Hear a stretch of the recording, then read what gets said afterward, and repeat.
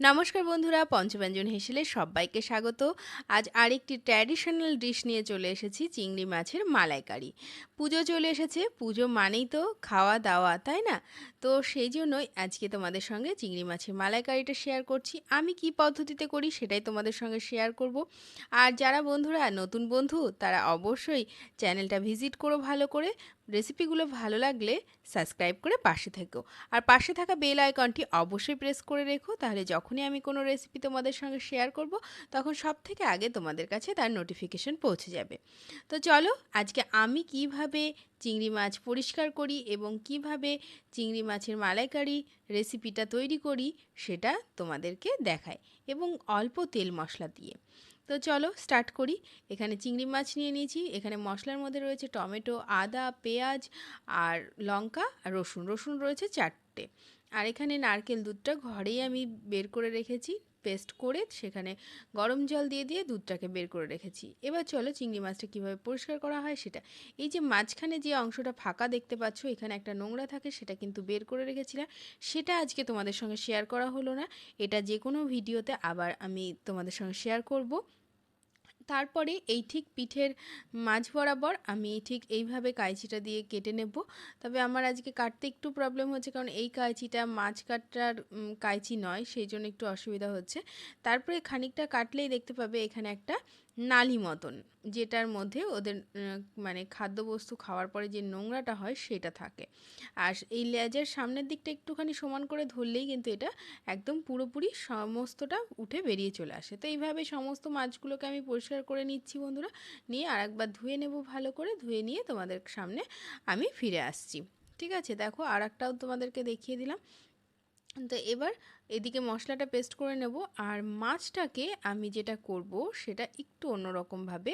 আমার ঠাকুমা বা আগেকার দিনের মানুষেরা বলতো, মাছ, চিংড়ি মাছ বিশেষত সরাসরি ভাজতে নেই। হ্যাঁ, কেন বলতো? বলতো যে চিংড়ি মাছের গন্ধ যতদূর যাবে সংসার ততদূর উচ্ছনে যাবে। তো সেটা যাই হোক কি না হোক জানি না, তবে মানুষ কিছু পুরনো মানুষের যে কথাগুলো বলতো তার পিছনে হয়তো কুসংস্কার থাকলেও তার পিছনেও কিন্তু কিছু কারণ অবশ্যই থাকতো। এই যে মাছটা একটু সামান্য এপিট ওপিট করে ভাপিয়ে নিচ্ছি, এতে কিন্তু যাদের অ্যালার্জি রয়েছে তাদের কিন্তু অনেক উপকার। অর্থাৎ আমার যেটা হয় আর কি, আমি চিংড়ি মাছটা অলওয়েজ এরকমভাবে একটু সামান্য ভাপিয়ে নিই। এতে অ্যালার্জি যাদের অনেক মানে বেশি পরিমাণে রয়েছে তাদের কিন্তু অনেকাংশে কমে যায়। অর্থাৎ না খাওয়ার থেকে একটু তো আমরা খেতে পারি, তাই না? তো তারপরে ভাপিয়ে নিয়ে আমি ওটাকে নামিয়ে জলটাকে পুরো ফেলে দিয়েছি। আর এদিকে কড়াইয়ে তেলটা গরম করতে দিয়ে দিয়েছি। তেলটা গরম হোক ততক্ষণ চলো আমরা লবণ আর হলুদটা মাছে মাখিয়ে নিই। পরিমাণ মতো লবণ এবং হলুদ দিয়ে বেশ সুন্দর করে মাছটাকে আমরা মাখিয়ে নেব।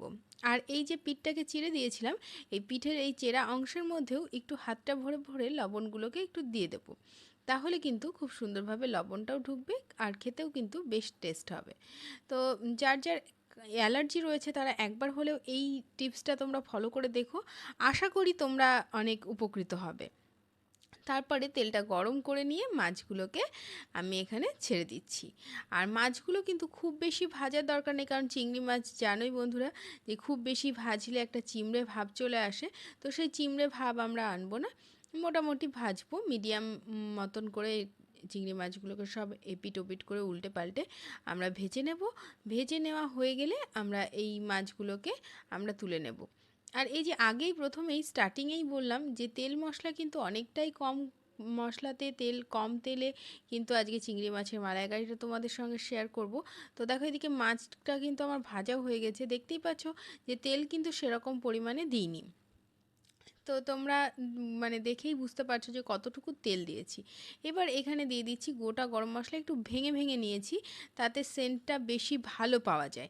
আর তার সঙ্গে দিয়ে দিচ্ছি একটা শুকনো লঙ্কা। এবার এই গরম মশলা এবং শুকনো লঙ্কার যে সুগন্ধটা বেরিয়ে আসলে যে কাঁচা মশলাগুলো তোমাদেরকে দেখিয়েছিলাম, অর্থাৎ টমেটো, আদা, রসুন, পেঁয়াজ, লঙ্কা, সেগুলোকে একসঙ্গে পেস্ট করে রেখেছিলাম, সেটাই তেলের মধ্যে দিয়ে দিলাম। এখানে আমি 4টে কাঁচা লঙ্কা ব্যবহার করেছি। তো তোমরা কিন্তু অবশ্যই তোমাদের স্বাদ অনুসারে ঝালটা ব্যবহার করবে। তারপরে আমি এখানে লবণ এবং হলুদ দিয়ে বেশ সুন্দরভাবে ধৈর্য ধরে কষিয়ে নেব যতক্ষণ না তেল ছেড়ে আসছে। আর অবশ্যই এই সময় কিন্তু গ্যাসের ফ্লেম লো থেকে মিডিয়ামে রাখবেন। পুরো হাই হিটে কিন্তু মশলা কখনোই কষাবেন না, যদি তেল অল্প তেলে করতে চান।